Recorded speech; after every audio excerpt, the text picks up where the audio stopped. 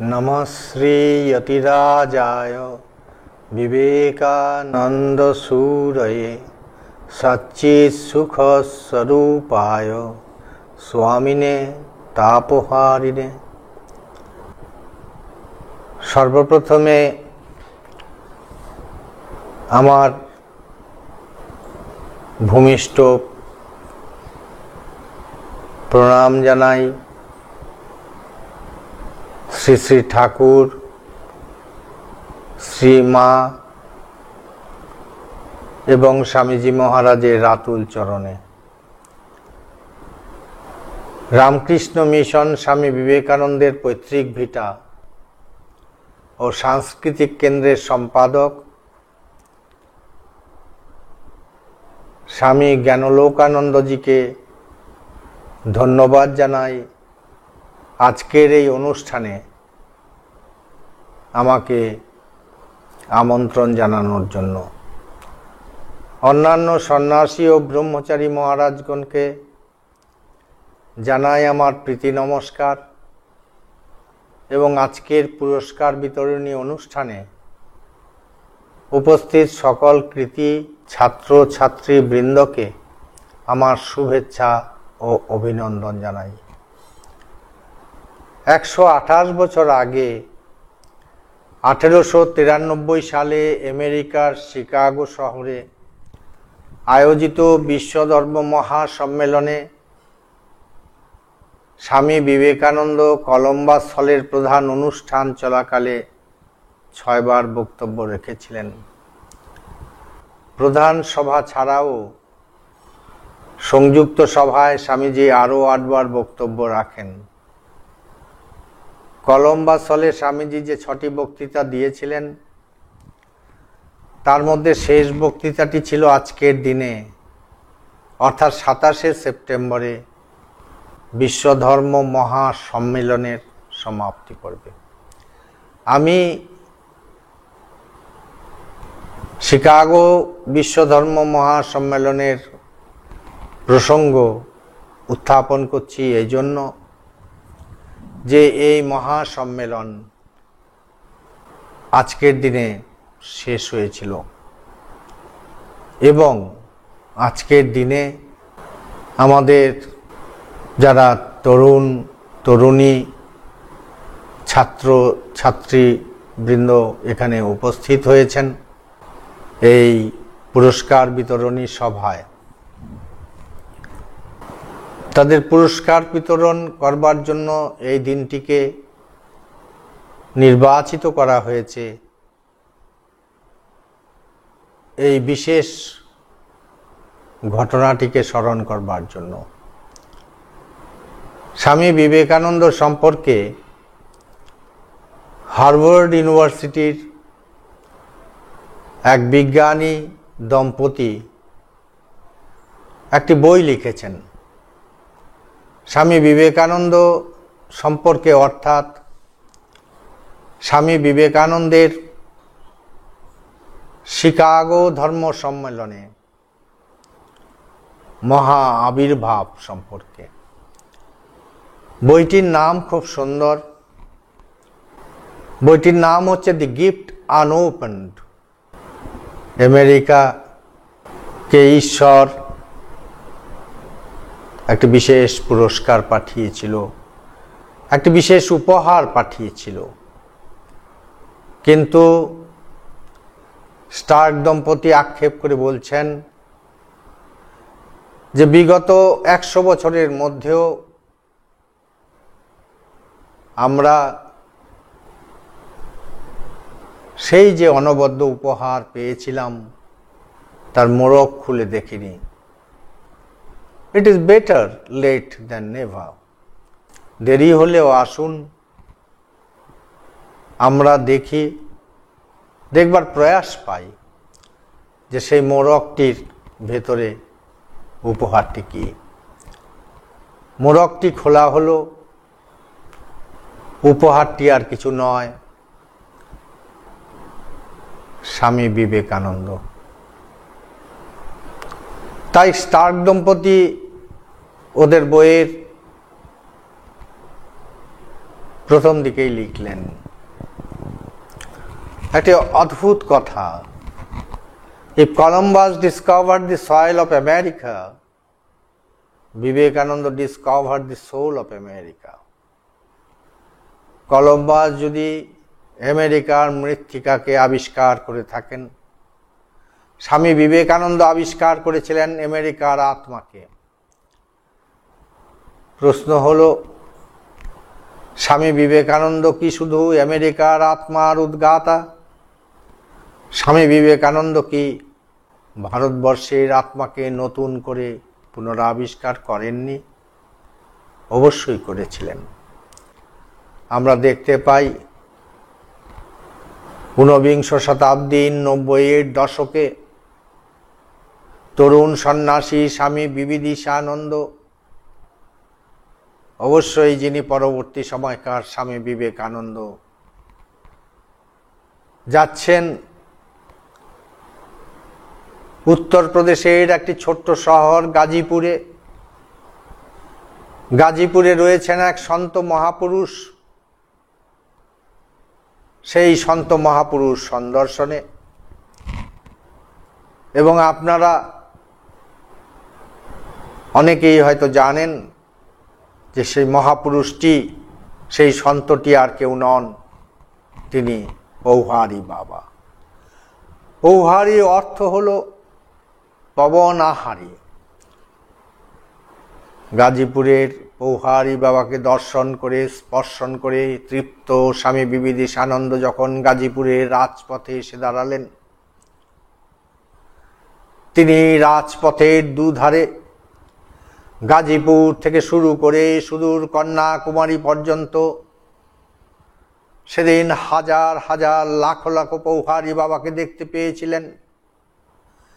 গাজীপুরের পৌহারী বাবা পবনাহারী হয়েছিলেন এক আধ্যাত্মিক অনুপ্রেরণায়। আর এই যে লাখো লাখো হাজারো হাজারো পৌহারী বাবাকে দর্শন করলেন সেদিনকার স্বামী বিবেদিশানন্দ, আজকের স্বামী বিবেকানন্দ, সেই পৌহারী বাবারা পবনাহারী হননি কোনো আধ্যাত্মিক অনুপ্রেরণায়। তারা পবনাহারী হয়েছিলেন কারণ তাদের খাবার কিছু ছিল না। তারা ছিলেন অনশনে, তারা ছিলেন অর্ধাসনে। গাজীপুরের পৌহারী বাবা পবনাহারী হয়েছিলেন আউট অফ হিজ চয়েস, আর এসব পৌহারী বাবারা পবনাহারী হয়েছিলেন আউট অফ কম্পালশন। ওরা ছিলেন সেই মিছিলের লোকগুলো যে মিছিল থেকে আওয়াজ বেরিয়ে আসছিল, হাম ভুকে হায়। তাই স্বামী বিবেকানন্দ বললেন, enough is enough, throw the bells into the Ganges.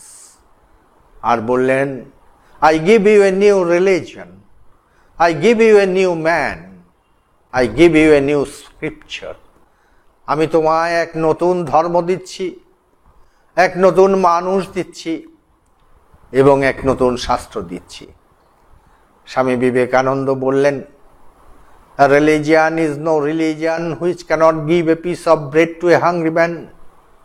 A religion is no religion which cannot give medicine to a patient. A religion is no religion which cannot give light of education to ignorant.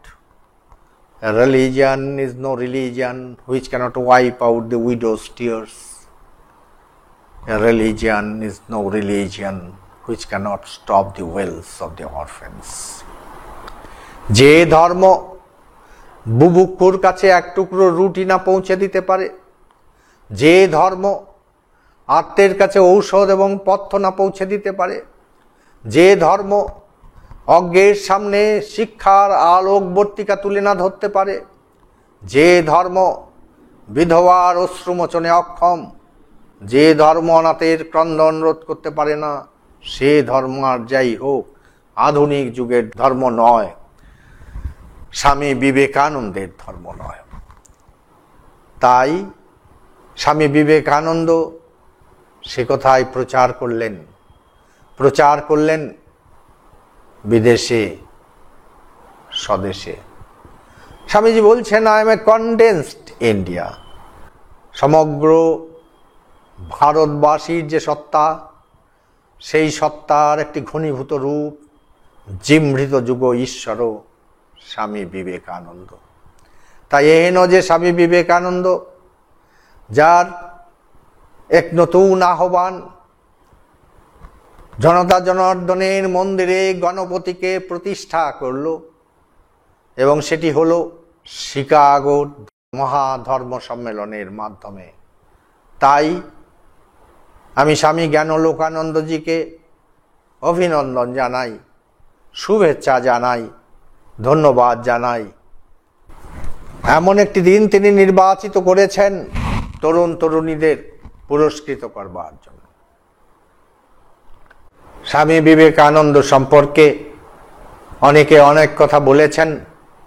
বস্তুত Chicago ধর্ম মহাসভায় স্বামীজির আত্মপ্রকাশ ভারতবর্ষের নবজাগরণের ইতিহাসে সবচেয়ে গুরুত্বপূর্ণ ঘটনা।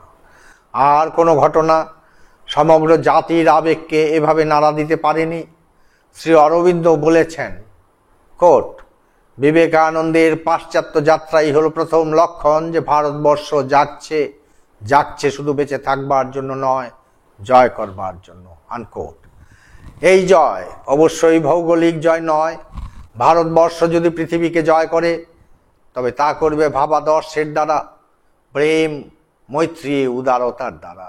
বিবেকানন্দের শিকাগো বক্তৃতায় তারই সূচনা ঘোষিত হয়েছিল, আর নবজন্ম হলো আমেরিকার, নতুন কলবরে আবির্ভাব হলো ভারতবর্ষের।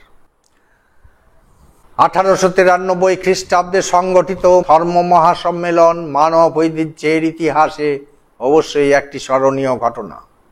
এটি প্রাচ্য ও পাশ্চাত্যের মধ্যে সাংস্কৃতিক আদান প্রদানের সূচনা করেছিল।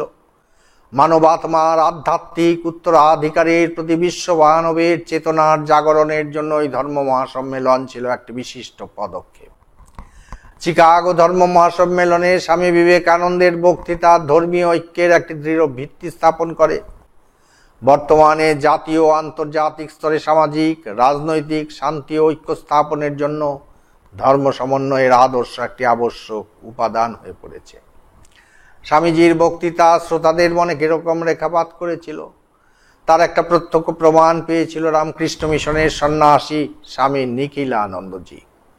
তিনি যখন নিউ ইয়র্ক বেদান্ত সোসাইটিতে আছেন, তার সঙ্গে এক ইহুদি বুদ্ধিজীবীর পরিচয় হয়। যুবক অবস্থাতে তিনি ধর্ম মহাসভায় গিয়েছিলেন এবং স্বামীজির বক্তৃতা শুনেছিলেন। সেই ভদ্রলোক নিখিলানন্দজিকে বলেছিলেন, বিবেকানন্দের বক্তৃতা শুনেই তিনি প্রথম উপলব্ধি করেন যে তার ইহুদি ধর্ম সত্য। শুধু তাই নয়, তার এও মনে হয় যে স্বামীজি শুধু তার ধর্মের পক্ষ থেকেই কথা বলছেন না, তিনি কথা বলছেন পৃথিবীর সব ধর্মের প্রতিভু হয়ে। একটি ঘটনার কথা মনে পড়ছে। আমি তখন অরুণাচল প্রদেশের আলং নামক একটি জায়গায় আমাদের রামকৃষ্ণ মিশনের যে কেন্দ্রটি আছে সেখানে সেবারত। আলংয়ে আমাদের একটি স্কুল আছে। প্রতি বছর সেখান থেকে ছাত্রদের ভারতের নানা জায়গায় শিক্ষামূলক ভ্রমণে নিয়ে যাওয়া হয়। একবার 10ম শ্রেণীর ছাত্ররা ভারত ভ্রমণে বেরিয়ে আগ্রা স্টেশনে গাড়ির জন্য অপেক্ষা করছে। স্থানীয় একজন বিশ্ববিদ্যালয় অধ্যাপক তাদের দেখে কৌতূহলের বশে জিজ্ঞাসা করলেন তারা কোথা থেকে আসছে, কোন স্কুলে পড়ে ইত্যাদি। এরপরই তিনি তাদের জিজ্ঞাসা করেন, তোমাদের ধর্ম কি? যে ছেলেটি জবাব দিচ্ছিল সে বলল, we belong to Ramakrishna mission. অধ্যাপকটি বুঝতে পারলেন না। আবার সে প্রশ্ন করলেন। ছেলেটি বিরক্ত হয়ে উত্তর দিল, বলেছি তো আপনাকে, আমরা রামকৃষ্ণ মিশনের ছাত্র। তবে বারবার কথা জিজ্ঞাসা করছেন কেন? জানেন না শ্রীরামকৃষ্ণদেব বলেছেন সব ধর্মই সত্য, আর রামকৃষ্ণ মিশনে সর্বধর্ম সমন্বয়ের শিক্ষা দেওয়া হয় এবং সব ধর্মকেই সম্মান করা হয়। রামকৃষ্ণ মিশন হচ্ছে সর্বধর্ম সমন্বয়ের মহাপীঠস্থান। আর কি জবাব দেব? অধ্যাপকটি জবাব শুনে অভিভূত। তিনি পরে আমাকে চিঠি লিখে জানিয়েছিলেন এই ঘটনার কথা, অভিনন্দন জানিয়েছিলেন সেই শিক্ষাকে যেই পন্থায় রামকৃষ্ণ মিশন ভারতের বা জগতের ধর্মীয় ঐক্য স্থাপনের নিমিত্ত স্বামী বিবেকানন্দের প্রবর্তিত আদর্শে অজ্ঞাতসারে কাজ করে চলেছেন। ভাবতে অবাক লাগে, শুনলেও অবাক হতে হয় যে সর্বধর্ম সম্মেলনের শুরুবাত স্বামী বিবেকানন্দের এক অভিনব, এক অদ্ভুত, এক শিহরণ জাগানো ভাষণের মাধ্যমে হয়েছিল শিকাগোতে 1893 সালে। সেই বিবেকানন্দকে আমরা মনে করতে পারি সর্বধর্ম সম্মেলনের উদ্গাতা হিসেবে। স্বামী বিবেকানন্দের জীবন সম্পর্কে বলা যেতে পারে, যেটি অনেকে শ্রীরামকৃষ্ণের সম্পর্কেও বলেছেন, his life was A parliament of religion. স্বাভাবিকভাবেই আজকে সমস্ত পৃথিবীতে সর্বধর্ম সদ্ভাবের যে প্রচেষ্টা চলছে, স্বামী বিবেকানন্দ তার উদ্বোধক। এবং ভাবতে অবাক লাগে, শুনলে আশ্চর্য হয়ে যেতে হয় যে বছর দুয়েক আগে আমেরিকার একটি বিখ্যাত পত্রিকায় বেরিয়েছিল যে সে বছর সারা পৃথিবীতে সবচাইতে বেশি আলোচনা চক্রের আয়োজন করা হয়েছিল অন ইকোনমি, অর্থনীতির উপর, এবং সেটাই স্বাভাবিক। কিন্তু ঠিক তারপরেই সবচাইতে বেশি আলোচনা চক্রের আয়োজন করা হয়েছিল সর্বধর্ম সমন্বয়ের উপরে। এবং আমরা যখন 100 বছর আগে ফিরে তাকাই বা 128 বছর আগে ফিরে তাকাই, যেদিন স্বামী বিবেকানন্দ এক অজ্ঞাত সন্ন্যাসী হিসেবে শিকাগো মহাধর্ম সম্মেলনে এসে উপস্থিত হয়েছিলেন, তখনকার পৃথিবী আর আজকের পৃথিবীর মধ্যে আকাশ পাতাল তফাৎ। স্বামীজি বলেছেন, purity is not a monopoly of a particular religion. পবিত্রতা কোনো এক বিশেষ ধর্মের একচেটিয়া আধিপত্য হতে পারে না। স্বামীজি বলেছেন, truth doesn't pay tribute to the society, society must pay tribute to the truth. সত্য কখনো সমাজকে প্রণাম জানাবে না, কুর্নিশ করবে না, সমাজ সত্যকে কুর্নিশ করবে। আর স্বামীজির সেই যে বাণী, স্বামীজির সেই যে ভবিষ্যৎ দর্শন, সেটি অক্ষরে অক্ষরে আমরা দেখতে পাচ্ছি সমস্ত পৃথিবীতে আজ ছড়িয়ে যাচ্ছে। One who hath ears to hear can hear, one who hath eyes to see can see. আজ একবিংশ শতকের 2টি দশক অতিক্রম করে তৃতীয় দশকের সিঁড়িতে দাঁড়িয়ে আমাদের নয়ন দর্পণে উদ্ভাসিত হচ্ছে জাতীয় আন্তর্জাতিক জাগরণের নবতরঙ্গ। ধীরে ধীরে ভারতের জাতীয় জীবনে পরিবর্তন আসতে শুরু করেছে। প্রাচীন ভারত ছিল জ্ঞানের উচ্চ শিখরে, বিশ্বের বিদ্যাভ্যাসের অন্যতম পীঠভূমি।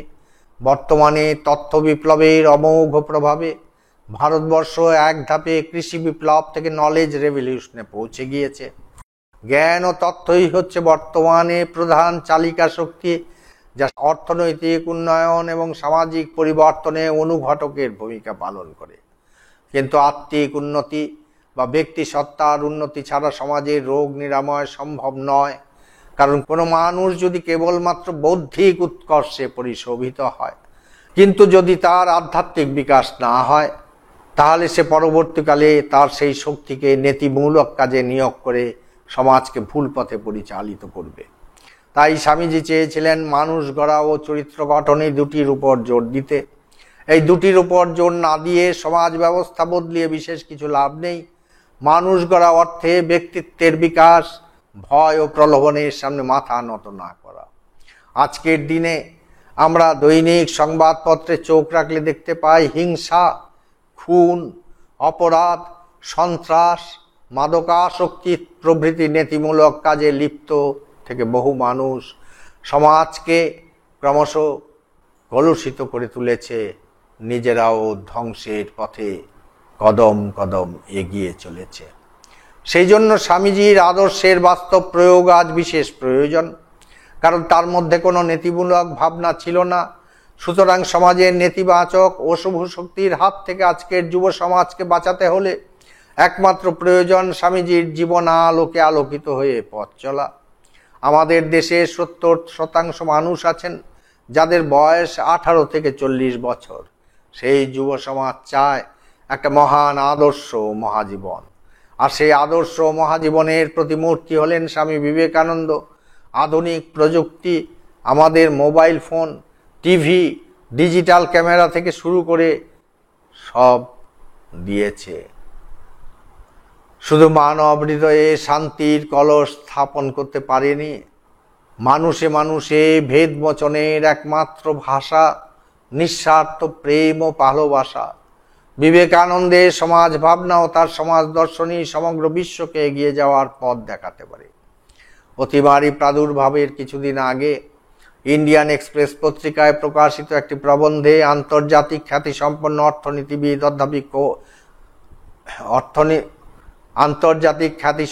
অর্থনীতিবিদ অধ্যাপক কৌশিক বসু লিখেছেন, আমি উদ্ধৃতি দিয়ে বলছি, coat, At the Ramakrishna Mission Complex in Kolkata, a different face of the religion is visible, sprawling over 40 acres of land on the western bank of the Hooghly Ganga, a place of pilgrimage for people from all over the world professing different religious faiths. Even people not interested in religion come here for the peace it exudes. Unquote. স্বামীজির দার্শনিক ও সামাজিক চিন্তা এবং বীর্যদীপ্ত দেশপ্রেম কেবল ভারতের জাতীয়তাবাদী আন্দোলনকেই উদ্বুদ্ধ করেনি, পৃথিবীর অন্যান্য দেশকেও ব্যাপকভাবে প্রভাবিত করেছিল। 17 মার্চ কলকাতাতে অবস্থিত চীনা দূতাবাসের তৎকালীন কনসাল জেনারেল আমাকে এক চিঠিতে লিখেছিলেন, coat, I am deeply impressed with the ideology and activities started from Ramakrishna and the vision of Swami Vivekananda. They are not only the most celebrated thinkers and spiritual leaders of India, but also great names to many Chinese people. Unquote. Swamiji তার ফলিত বেদান্ত অর্থাৎ practical বেদান্তের মাধ্যমে শিবজ্ঞানে জীব সেবার আদর্শ প্রতিষ্ঠা করতে চেয়েছিলেন। এই অস্ত্র দিয়েই তিনি সমগ্র পৃথিবীকে জয় করেছিলেন। আজকের পৃথিবীর চেহারা পাল্টে যাবে যদি অর্থনীতির বিশ্বায়ন, পরিবেশ সচেতনতা, সৃজনশীলতা ও আবিষ্কার এই ধারাগুলো যুব সমাজ ফলিত বেদান্তের নিরিখে বাস্তব জীবনে প্রকাশ করতে পারে। কারণ জ্ঞান ও প্রজ্ঞার উৎকর্ষ ছাড়া একবিংশ শতকে সম্পদ সৃষ্টি নিতান্তই বিপজ্জনক। তাই স্বামীজি বললেন, quote, the education which procures more pleasures, more food, will become glorious at first, and then that will degrade and degenerate. Along with the prosperity will rise to white heat all the inborn jealousies and the hatreds of the human race. Competition and merciless cruelty will be the watchword of the day. Unquote.